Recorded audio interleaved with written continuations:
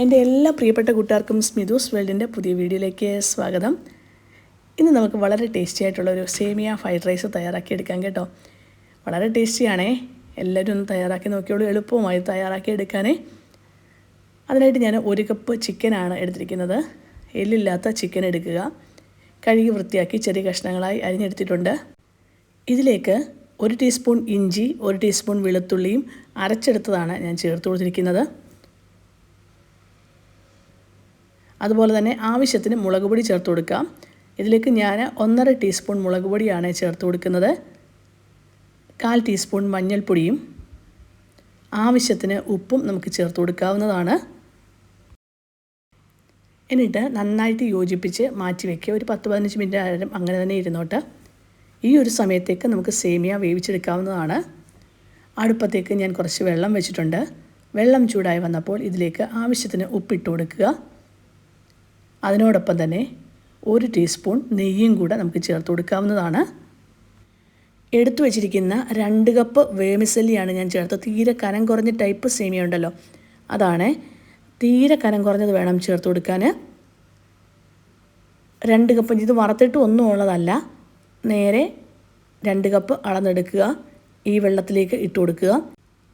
ഒന്ന് വെന്ത് തുടങ്ങുമ്പോൾ തന്നെ തീ ഓഫ് ചെയ്യണേ. കാരണം ഇത് ചൂടത്തിരുന്ന് തന്നെ നന്നായിട്ട് വെന്ത് കിട്ടിക്കോളും. അല്ലെങ്കിൽ ഒരുപാട് അങ്ങ് കുഴഞ്ഞു പോകാൻ കാരണമാകും. അതില്ലാതിരിക്കാൻ വേണ്ടിയാണ് പെട്ടെന്ന് തന്നെ വെന്ത് തുടങ്ങുമ്പോൾ തന്നെ തീ അങ്ങ് ഓഫ് ചെയ്തേക്കണം. ഇതൊരു സ്ട്രെയിനറിലേക്ക് നമുക്ക് മാറ്റി കൊടുക്കാം. ഞാൻ ഒരുപാട് വേവിച്ചിട്ടില്ല. വെള്ളത്തിൽ ഒന്ന് വെന്ത് വന്നിട്ട് മാത്രമേ ഉള്ളൂ. സ്ട്രെയിനറിലേക്ക് മാറ്റി കൊടുത്തു കഴിഞ്ഞാൽ ഇതിലേക്ക് കുറച്ച് പച്ചവെള്ളം ഒഴിച്ചു കൊടുക്കണം. ഇതൊന്ന് ഒട്ടിപ്പിടിക്കാതിരിക്കാൻ വേണ്ടിയാണ് നമ്മൾ പച്ചവെള്ളം ഒഴിച്ചു കൊടുത്തിരിക്കുന്നത്. അതുപോലെ തന്നെ നമ്മൾ ഇതിനകത്ത് നെയ്യ് ഒഴിച്ചു കൊടുത്താണ് ചെയ്തിരിക്കുമ്പോൾ അധികം ഒട്ടിപ്പിടിക്കത്തൊന്നുമില്ലേ. അതവിടെ ഇരിക്കട്ടെ. ഇനി നമുക്ക് അടുപ്പത്തേക്കൊരു പാൻ വെച്ചു. അതിൽ എണ്ണ ഒഴിച്ചു കൊടുത്തു. വെളിച്ചെണ്ണ ഒഴിക്കണ്ട, അല്ലാതെ വെജിറ്റബിൾ ഓയിൽ ഏതാണെങ്കിലും നമുക്ക് ഒഴിക്കാവുന്നതാണ്. ഇനിയും ഒലിവെണ്ണ ഉണ്ടെങ്കിൽ ഒലിവെണ്ണ നമുക്ക് ഉപയോഗിക്കാം. അല്ലെങ്കിൽ നെയ്ക്കകത്ത് നമുക്കിതിനെ വറുത്തെടുക്കാം. എങ്ങനെ വേണമെങ്കിലും ചെയ്യാം കേട്ടോ. നമുക്കിഷ്ടമുള്ള രീതിക്ക് എങ്ങനെയാണോ അങ്ങനെ നമുക്ക് മുട്ട ഒന്ന് തയ്യാറാക്കിയെടുക്കാം, ചിക്കിയെടുക്കാവുന്നതാണ്. ഈ ഒരു പാനിലേക്ക് ഞാൻ 3 കോഴിമുട്ടയാണ് പൊട്ടിച്ച് ഒഴിച്ചു കൊടുക്കുന്നത്. എന്നിട്ടൊന്ന് ഈ മുട്ടയൊന്ന് ചിക്കി ഇതുപോലെ ഒന്ന് എടുക്കുക. ഇതിലേക്ക് ഒരു നുള്ള് മുളക് പൊടിയും കുറച്ച് ഉപ്പും ഒന്ന് ചേർത്ത് കൊടുക്കണം. ഒരുപാട് ഉപ്പിടേണ്ട കാര്യമില്ല. നമ്മൾ ഈ ഫ്രൈഡ് റൈസിനൊക്കെ ഇനി ഉപ്പ് ചേർക്കുന്നതാണ്. അതുകൊണ്ട് തന്നെ ഉപ്പ് കുറച്ച് മാത്രം മതി. എന്നിട്ട് നന്നായിട്ടൊന്ന് മുട്ടയൊന്ന് നമുക്ക് തയ്യാറാക്കി എടുക്കാവുന്നതാണ്. നമ്മൾ ഫ്രൈഡ് റൈസിനൊക്കെ മുട്ട തയ്യാറാക്കി എടുക്കത്തില്ലേ, അതുപോലെ തന്നെ ഇതിനെ ഒന്ന് ചിക്കി എടുക്കുക, അത്രയേ ഉള്ളൂ. എന്നിട്ട് ഈ ഒരു പാനിൽ നിന്ന് മാറ്റണം. ഇപ്പോൾ മുട്ട നന്നായിട്ട് തയ്യാറാക്കിയിട്ടുണ്ട്. ഇനി ഇത് പാനിൽ നിന്ന് മാറ്റുകയാണ്. ഈ സെയിം പാനിലേക്ക് തന്നെ നമ്മൾ ചിക്കൻ തയ്യാറാക്കി വെച്ചിട്ടുണ്ടായിരുന്നല്ലോ, അതും കൂടെ വറക്കാനായിട്ട് ഇടുവാണേ. ആദ്യം നമുക്ക് ചിക്കൻ ഒന്ന് അടച്ചു വെച്ച് വേവിച്ചെടുക്കാം. ഈ ചിക്കൻ പെട്ടെന്ന് തന്നെ വെന്ത് കിട്ടും കേട്ടോ. അധികം സമയമൊന്നും വേണ്ട. ഇപ്പം ചിക്കൻ വെന്ത് കിട്ടിയിട്ടുണ്ട്. ഇനി നമുക്കിതിനെ ഒന്ന് വറുത്തെടുക്കാവുന്നതാണ്. ഇങ്ങനെ തന്നെ മതിയെങ്കിൽ ഈ ഒരു രീതിക്ക് തന്നെ നമുക്ക് എടുക്കാം. ഇല്ലെങ്കിൽ വറുത്തെടുക്കണമെന്നുണ്ടെങ്കിൽ വറുത്തും നമുക്ക് എടുക്കാവുന്നതാണ്. ഞാനിപ്പം പാലിലേക്ക് വെജിറ്റബിൾ ഓയിലാണ് ഒഴിച്ചു കൊടുക്കുന്നത്. ഞാൻ മുമ്പേ പറഞ്ഞ പോലെ തന്നെ നെയ്യോ അല്ലെങ്കിൽ ഒലിവ് ഓയിലോ ഒഴിച്ചു കൊടുത്താലും മതി. ഇതിലേക്ക് ഒരു 5-6 കാഷ്യൂനട്ട് ഞാൻ ഇട്ട് കൊടുത്തിട്ടുണ്ട്. എന്നിട്ട് നമുക്ക് നന്നായിട്ടൊന്ന് വറുത്തെടുക്കാം. കാഷ്യൂനട്ട് വറുത്തെടുത്തിട്ടുണ്ട്. ഇതിലേക്ക് തന്നെ ഞാൻ കുറച്ച് കറിവേപ്പില, ഒരു തണ്ട് കറിവേപ്പില മാത്രം മതി കേട്ടോ. അതിനോടൊപ്പം തന്നെ ഒരു ജാതിപത്രിയും കൂടി ഇട്ട് കൊടുത്തിട്ടുണ്ട്. വേണമെങ്കിൽ മാത്രം മതി, ഇല്ലെങ്കിൽ ഗ്രാമ്പുവോ ഏത് വേണമെങ്കിലും നമുക്ക് ചേർത്ത് കൊടുക്കാം. പക്ഷേ ഞാൻ അധികം അതൊന്നും ഉപയോഗിക്കുന്നില്ല. ഇതിലേക്ക് ഒരു 1/2 ടീസ്പൂൺ ഇഞ്ചി അരിഞ്ഞതോ അല്ലെങ്കിൽ ഇഞ്ചി അരച്ചതോ നമുക്ക് ചേർത്ത് കൊടുക്കാം. ഞാനിപ്പോൾ ഇഞ്ചി അരച്ചതാണ് ചേർത്ത് കൊടുത്തത്. 1/2 ടീസ്പൂൺ മാത്രം മതി. ഇഞ്ചി ചെറുതായി അരിഞ്ഞത് 1/2 ടീസ്പൂൺ ആയാലും മതി. ഇതിലേക്ക് ഒരു സവാള അരിഞ്ഞത് നമുക്ക് ചേർത്ത് കൊടുക്കാം. ഇതെല്ലാം ഞാൻ സവാളയായാലും ചെറുതായി തന്നെയാണ് അരിഞ്ഞെടുത്തിരിക്കുന്നത്.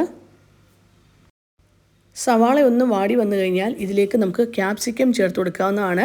ഞാനിപ്പോൾ 2 കളറിലെ ക്യാപ്സിക്കമാണ് ചേർത്ത് കൊടുക്കുന്നത്. അതൊക്കെ നമ്മുടെ ഇഷ്ടങ്ങളാട്ടോ. ഞാനിപ്പം ഒരു ചെറിയ 2 ക്യാപ്സിക്കം എടുത്തിരിക്കുന്നത്. ഒരു ഓറഞ്ച് ക്യാപ്സിക്കവും അതുപോലെ തന്നെ പച്ച കളറും കൂടെ ഞാൻ ഇട്ട് കൊടുത്തിരിക്കുന്നത്. ഞാൻ പറഞ്ഞു തീരെ ചെറിയ ടൈപ്പാണ് ഞാൻ എടുത്തിരിക്കുന്നത്. ഇനി ക്യാപ്സിക്കം ഇതിലും കുറച്ച് മതിയെന്നെങ്കിൽ അങ്ങനെയും നമുക്ക് ചേർക്കാം. എന്നിട്ടൊന്ന് വാട്ടിയെടുക്കാമേ. ഈ സവാള അതുപോലെ തന്നെ ഈ ക്യാപ്സിക്കം എല്ലാം കൂടെ ഒന്ന് വാട്ടിയെടുക്കാം. ഒരുപാട് അങ്ങ് വാട്ടേണ്ട ആവശ്യമില്ല. ജസ്റ്റ് ഒന്ന് വാടി കിട്ടിയാൽ മാത്രം മതി. ഇനിയും ഇതിലേക്ക് ചേർത്ത് കൊടുക്കുന്നത് 1 ടീസ്പൂൺ കുരുമുളക് പൊടിയാണ് ചേർത്ത് കൊടുത്തിരിക്കുന്നത്. അതിനോടൊപ്പം തന്നെ നമുക്ക് ആവശ്യത്തിന് ഉപ്പും കൂടെ ചേർത്ത് കൊടുക്കാം. 1/4 ടീസ്പൂൺ മഞ്ഞൾപ്പൊടിയും കൂടെ ഇട്ട് കൊടുക്കണം. ക്യാപ്സിക്കം ഒക്കെ ഒന്ന് വാടി വന്നപ്പോൾ നമ്മൾ നേരത്തെ മാറ്റി വെച്ചിരിക്കുന്ന സേമിയ ഇതിലേക്ക് ഇട്ട് കൊടുത്ത് നന്നായിട്ട് യോജിപ്പിച്ചെടുക്കാം. യോജിപ്പിച്ചെടുത്ത് കഴിഞ്ഞ് ഉപ്പുണ്ടോ എന്നൊന്ന് നോക്കണം. ഉപ്പില്ലെങ്കിൽ കുറച്ചുകൂടി ഉപ്പ് നമുക്ക് ചേർത്ത് കൊടുക്കാം. ഇപ്പം കണ്ടല്ലോ, ഒട്ടും കുഴഞ്ഞു പോകാതെ സേമിയൊക്കെ അതുപോലെ തന്നെ ഉണ്ടല്ലേ. അതായത് തീരെ കനം കുറഞ്ഞ സേമിയ ആയിട്ട് പോലും വെന്ത് പോയിട്ടില്ലേ. അതുകൊണ്ടാണ് ഞാൻ പറഞ്ഞത് ആ വേവുന്ന സമയത്ത് അത് ശ്രദ്ധിച്ച് വേണം എടുക്കാൻ. ഒരുപാട് വേവിച്ചെടുക്കാതെ ഒന്ന് വെന്ത് വരുമ്പോൾ തീ ഓഫ് ചെയ്ത് സ്ട്രെയിനറിലേക്ക് മാറ്റി വെച്ചാൽ മാത്രം മതി. കറക്റ്റ് വേവോടുകൂടി നമുക്ക് സേമിയ കിട്ടും.